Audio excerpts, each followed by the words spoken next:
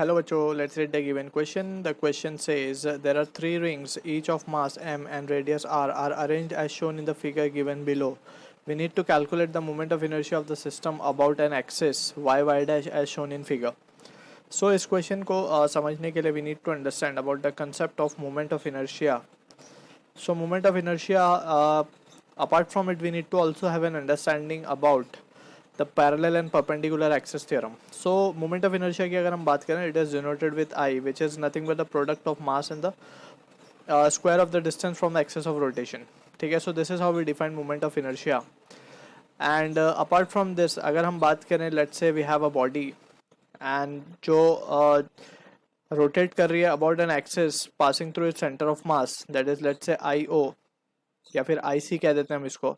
And if we wish to find the moment of inertia about an axis which is passing through this point C, let's say इसको हम IC कह देते हैं. So we can say IC, since both the axes are parallel, so यहाँ पे हम parallel axis theorem लगा देते हैं and the separation between the two axes is D.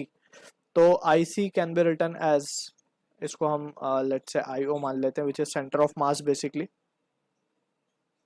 और this is COM बोल देते हैं हम इसको. ठीक है, तो यहाँ पे हम लिख सकते हैं IO plus of, if m is the mass of the body, so it can be written as md square. So इस तरीके से we can calculate the moment of inertia about the different axes. ठीक, अब बात करते हैं थोड़ा सा perpendicular axis theorem के बेस की. So this is what the parallel axis theorem is. Parallel axis theorem,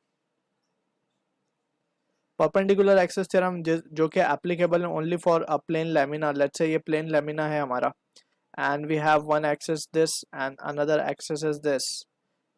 तो जो तीसरी axis है, we can say, let's say this is axis IX and this is moment of inertia IY basically, या फिर x axis हम इसे कहते हैं और इसको हम कहते हैं y axis. So moment of inertia about this axis is IY, moment of inertia about this axis is IX. So we can calculate moment of inertia about the z axis which is perpendicular to this both axes, right? So ये expression हमें दिया जाएगा IZ will be equals to IX plus IY. So ये जो है हमारा, ये है perpendicular axis theorem, perpendicular axis theorem. ठीक है, so to understand this question we will use these two results and we'll try to analyze the situation. तो हमें तीन rings given है. अगर हम बात करें rings की, तो let's say ये हमारे एक ring है. ring के perpendicular axis के about अगर हम moment of inertia लिखना चाहें, so it can be given as mr square, where m is the mass of ring and r is the radius of the ring. ठीक है, but now if we wish to calculate the moment of inertia about its plane, plane which is passing through the diameters, so we can say, अगर हम इसको दो axis draw कर लें यहाँ पे, let's say ये हमारे x axis है, ये हमारा y axis है, या फिर हम इसको इस तरीके से समझ लेते हैं कि let's say about this axis the moment of inertia is Ix and about this axis the moment of inertia is Iy. So from the result perpendicular axis theorem हम कह सकते हैं कि जो Iz होगा that will be Ix plus Iy.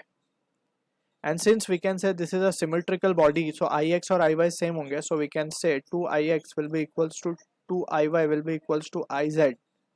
So from here we can say Ix is equals to Iy will be equals to mr square by 2. ठीक, अब इसके बाद हमें moment of inertia मिल गया about this axis या फिर in the plane passing through the diameter basically. तो ये हो गया.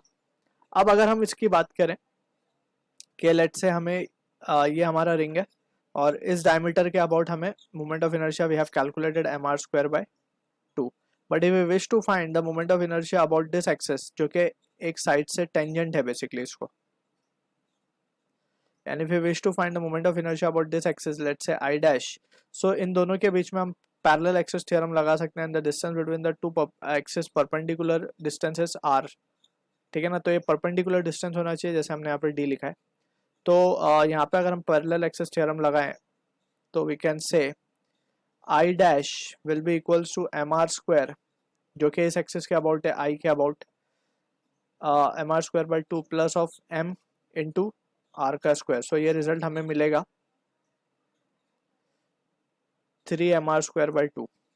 ठीक है, तो हमें अब एक्सिस के अबाउट हमने ये सब चीज़ें निकाल ली, अब हम एक्चुअल क्वेश्चन की तरफ देखते हैं।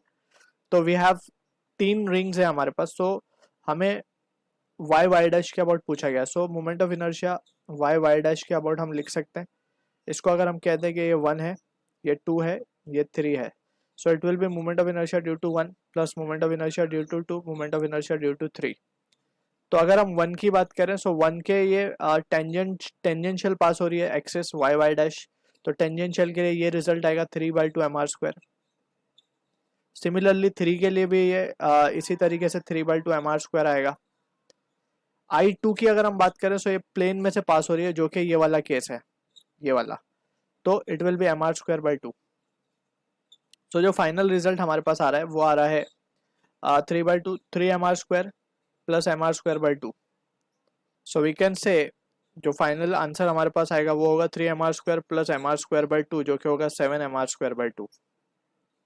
So this is the answer to the question. I hope you understood the solution. All the best.